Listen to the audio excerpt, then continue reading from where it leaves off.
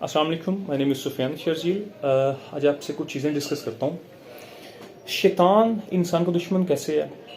سانپ جو ہے وہ انسان کا دشمن کیوں ہے، اسے ڈستا کیوں ہے؟ انجیر اور عود جو ہیں وہ اپنے ایگزیکٹلی جو ان کے بینیفٹس ہیں جو اللہ نے قرآن پاک میں ڈیفائن کیے ہیں ہم تک کیوں نہیں پہنچاتے؟ اس کے علاوہ مور اپنے پاؤں کو دیکھ کے ریپینٹنس فیل کیوں کرتا ہے؟ ان کے آپس میں جو دشمنی ہے وہ ہم ڈسکس کرتے ہیں۔ شیطان کی جو انسان کے ساتھ دشمنی ہے وہ تو ہمیں سب کو پتہ ہے کہ جب اللہ نے فرمایا کہ سجدہ کرو آدم کو تو اس نے نہیں کیا، تو اللہ نے اس کو نکال دیا اور کہنے کہ لعنت کا جو توق ہے اس کے گلے میں ڈال دیا۔ وہ سب سے بڑی دشمنی کی جو وجہ ہے جو آدم کے ساتھ شیطان کی تھی وہ تو ڈیفائنڈ ہے۔ 3000 سال اراؤنڈ جو مورخین نے لکھا، شیطان جنت کے دروازے کے باہر کھڑا رہا ہے کہ کسی طریقے سے میری انٹرنس وہاں پہ ہو جائے، چونکہ انٹرنس جو تھی وہ ممنوع قرار دی گئی تھی، اس کی انٹرنس ہو جائے اور میں جا کے آدم کو مس گائیڈ کر سکوں۔ اس کو مس گائیڈ کرنے کے والے سے میں نے لاسٹ ویڈیو میں عرض کی ہوئی ہے۔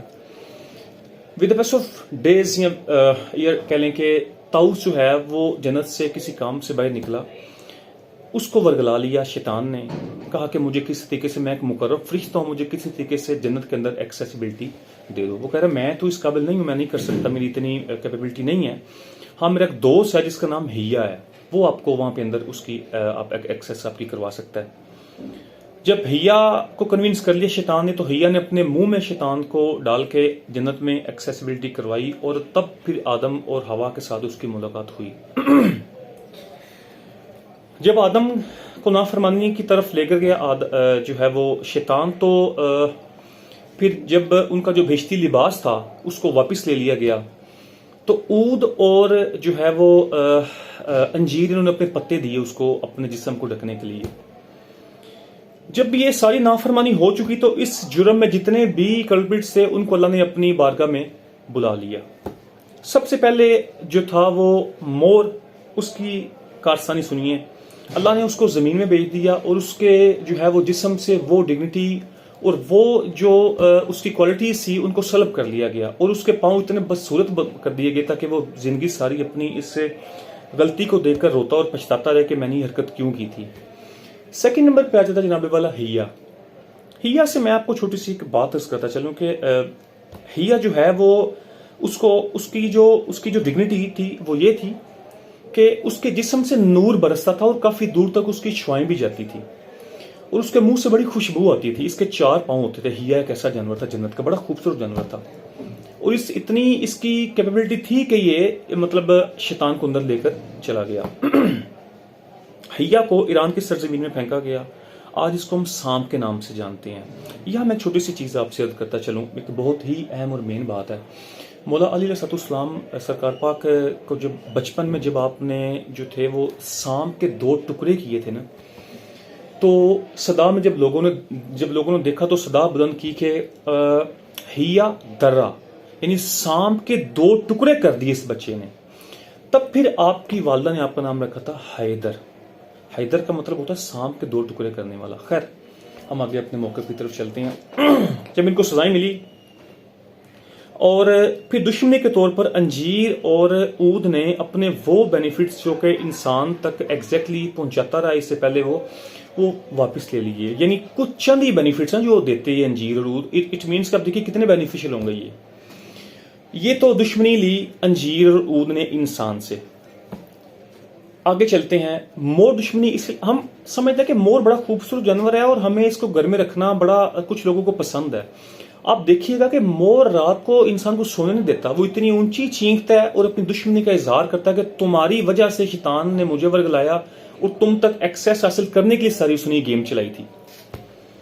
آگے چلتے ہیں جی۔ سانپ جو ہے وہ بھی انسان کو دشمن بن گیا، چونکہ سانپ کے پاؤں بھی لے لیے گئے، ٹھیک ہے۔ اس کے منہ میں شیطان چونکہ بیٹھا تھا اس لیے اس کے منہ سے زہر نکلنا شروع ہو گیا، اور اس لیے وہ شیطان جو ہے وہ شیطان کی اس نے ہیلپ کی تھی، اس لیے چونکہ آدم تک جو ہے وہ اس نے ایکسیس کرنی تھی، اس لیے جو ہے وہ شیطان جو ہے وہ ہیا جو ہے وہ انسان سے اپنی دشمنی کا اظہار کرتا ہے، اس کو ڈس کے اس کو قتل کر کے۔ آگے چلتے ہیں، جب آدم کو یہ سزائیں تو ان کو مل گئی، پھر آپس میں ان کی دشمنیاں پڑ گئی۔ اور جو مین میری بات کا ایکسٹریکٹ ہے وہ یہ ہے کہ جو آدم کو سزائیں ملی تھی 10 سزائیں تھی آلموسٹ، وہ میں ڈسکس آپ سے کرتا ہوں. پہلی سزا یہ تھی کہ اس کو جنت سے ایکسپلشن، اس کو جنت سے نکال دیا گیا، جو کہ جس کی اپلیکیبلٹی تبھی ہو چکی تھی جب اس کو اللہ نے اپنی بارگاہ میں بلایا. دوسری جو سزا تھی وہ یہ تھی کہ اس سے بہشتی لباس جو تھا نا وہ اس سے واپس لے لیا گیا تھا. بہشتی لباس جو کہ میں نے لاسٹ ویڈیو میں عرض کیا کہ وہ ایک ہمارے نیلز تھے جو اس کی ڈگنیٹی کو انہینس کرتے تھے اور اس کی کہلیں کہ باڈی کی پروٹیکٹیوٹی کے لیے اللہ نے اپوائنٹ کیے ہوئے تھے، وہ اللہ نے واپس لے لیے.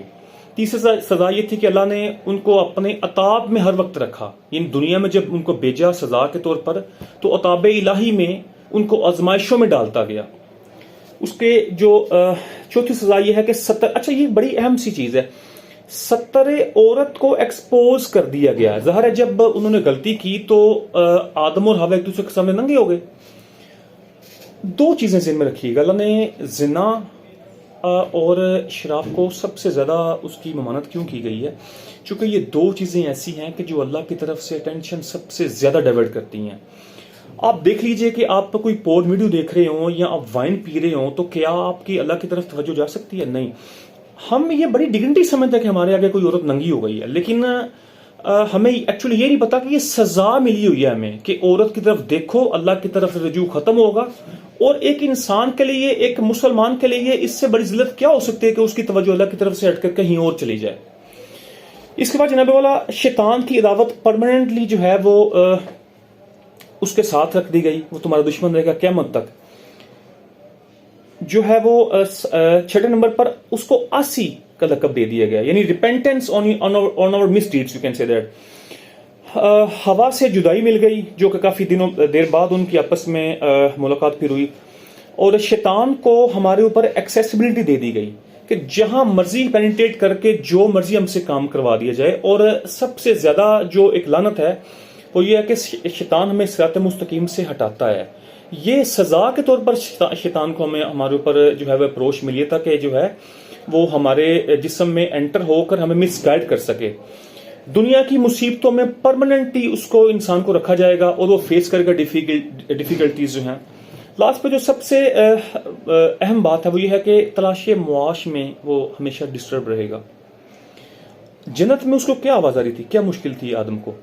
مطلب ہر چیز اس کی ایکسیسیبلٹی میں تھی، وہ ہر چیز کو حاصل کر سکتا تھا، جو مرضی جہاں مرضی جا کر وہ چیزیں کھا پی سکتا تھا، یعنی کوئی تردد نہیں کرنا پڑتا تھا، جو خیال ذہن میں آتا تھا وہ چیزیں ساری اس کے سامنے آ جاتی تھی. ابھی ہمیں اپنی ایکسیپٹیبلٹی یا اپنی ایگزسٹنس کے لیے، سروائیول کے لیے کتنا کچھ کرنا پڑتا ہے، آپ یہ سنیے.